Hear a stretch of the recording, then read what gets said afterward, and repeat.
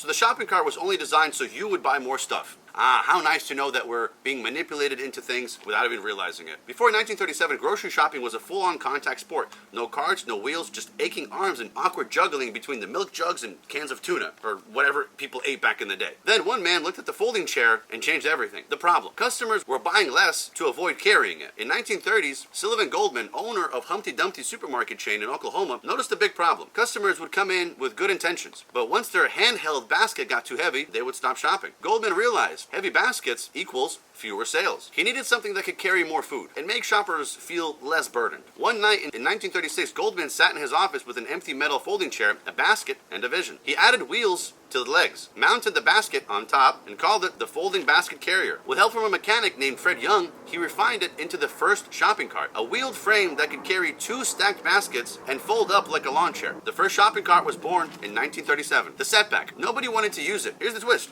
everybody hated it. Men back then said, "I'm not pushing a baby carriage." Women back then said, "I've pushed enough baby carriages." Goldman was stunned. The cart was practically genius, but people thought it was weird, or worse, emasculating. The solution: Goldman got creative. He hired actors. Yes, he actually did this. Men and women to shop in his store using the carts. Soon, real customers saw how easy it was, and boom, carts started rolling out everywhere. It wasn't long before stores across the U.S. began using shopping carts, and sales soared. The evolution. In 1950s, Orla Watson invented the nesting cart. Stackable design so stores could save space. Today, some carts even have AI, GPS, or phone chargers. Although the wobbly wheel thing is still unsolved. Like and subscribe for more interesting stories.